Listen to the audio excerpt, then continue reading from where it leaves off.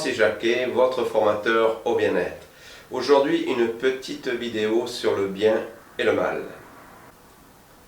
Comme exemple, notre jeune Huang Chang-Cain au temple Shaolin, l'histoire de notre petit moinillon, toujours en proie aux affres de son mental et de son questionnement. Donc il est tout jeune, ça fait quelques années qu'il est entré dans le temple Shaolin, et il combat un jour avec Maître Po avec le bâton long. À savoir, petite parenthèse, que dans les armes traditionnelles chinoises, il y a une panoplie d'armes qui est très très grande. Il y a le sabre, il y a l'épée, il y a la hallebarde, il y a les bâtons courts, le bâton long.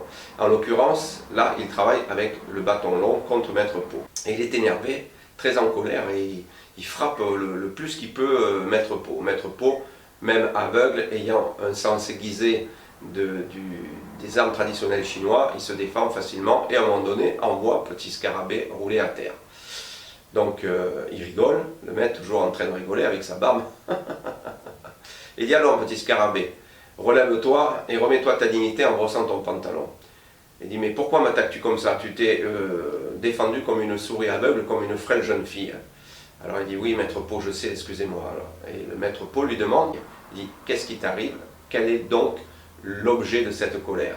Donc Petit Scarabée se relève, il enlève la poussière de son pantalon, il s'excuse auprès du maître, et lui dit ben maître, je suis en colère contre moi-même. Pourquoi es donc tu en colère? Il dit ben maître, je suis un lâche. Ah, Maître Po le regarde et lui dit et quand t'es-tu aperçu de cette lâcheté? Hier, maître, en allant marcher avec Ofeng, 5 colosses nous ont agressés et je n'ai pas pu le défendre. Je me suis caché, j'ai eu peur. Et le maître lui dit qu'aurais-tu donc voulu faire? Et Petit Scarabée qui répond, mais maître, me défendre, me battre, défendre mon ami. Ah oui, ça aurait été très héroïque comme acte, lui répond Maître Po. Ah, vous êtes d'accord avec moi, dit Petit Scarabée. Vous voyez donc bien que je suis un lâche. Et donc la leçon que lui apporte à ce moment-là Maître Po est la suivante. Tu n'aurais pas pu te défendre et défendre ton ami Ofeng contre 5 colosses. Donc, où est le problème? Mais maître, je suis un lâche. Mais quelle est donc la lâcheté? Lui répond Maître Po.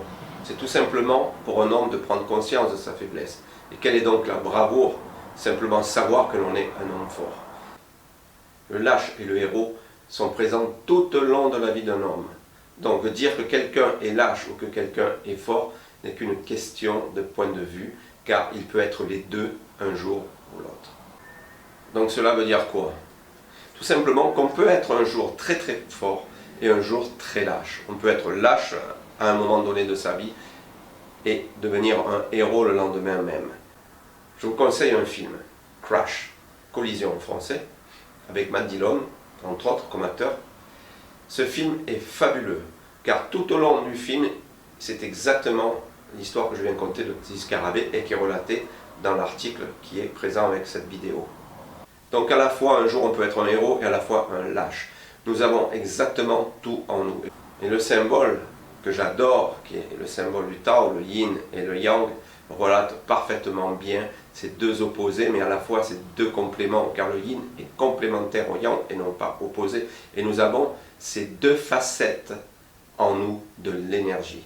Nous avons l'énergie Yin, nous avons l'énergie Yang, nous avons les facettes de ce que nous appelons le bien et la facette de ce que nous appelons le mal en nous. Et cela, chaque fois dans notre vie, à un moment donné de notre vie, nous allons ressortir et mettre en évidence cette facette-là. Alors ce qu'il faut, c'est ne pas essayer de couper ce symbole, par exemple, si on parle virtuellement en disant « je ne veux pas de la partie noire, je préfère la partie blanche ». Absolument pas, c'est un équilibre, c'est une balance qui est en équilibre. Si vous voulez l'équilibre, il faut accepter ces parties sombres comme il faut accepter ces parties de lumière. Depuis la nuit des temps, on a plus tendance à accepter et à vivre facilement avec nos parties sombres, avec nos parties noires. Mais on a du mal à mettre notre lumière en évidence et l'homme a du mal à se dire qu'il est à l'image de Dieu et qu'il est fabuleux et qu'il émane de la lumière. Ce sont des photons que nous avons en nous. Donc, absolument, une fois que nous avons déterminé que nous sommes avec le yin, avec le yang en nous, que nous pouvons être à la fois un héros, à la fois un lâche, à la fois un homme bien, à la fois un mauvais, comme on dit. Il s'agit simplement de rester en équilibre, c'est ça le temps, c'est la voie du milieu, rester en équilibre, mais en prenant conscience des parties sombres et en prenant conscience des parties de lumière. Donc après, il s'agit de savoir maîtriser l'ego, ce que je fais dans les ateliers énergétiques, entre autres, et pour pouvoir avancer dans notre vie, c'est justement essayer d'accepter ces parties sombres et les mettre dans la lumière. Il y a des méditations, nous avons en Reiki une méditation qui s'appelle « Accepter les parties sombres de soi-même ». Donc c'est aller découvrir ces parties sombres, les accepter parce qu'elles font partie de l'univers et les mettre dans la lumière. Donc vous voyez, il ne faudrait jamais juger quand quelqu'un commet un acte que nous considérons comme étant mauvais, parce qu'il se peut que le lendemain il fasse quelque chose de bien, et surtout il faudrait peut-être voir ce que nous faisons de bien ou de mal, entre guillemets, c'est-à-dire nous exprimons une des deux facettes dans notre vie, à un moment donné de notre vie. Donc en fait, il faut déjà, 1, ne pas juger, 2, pardonner, 3, essayer d'accepter ces parties sombres de soi-même et les mettre dans la lumière. Voilà, l'article est en dessous, si vous voulez laisser un commentaire. C'était Francis Jacquet, merci de m'avoir écouté. À bientôt.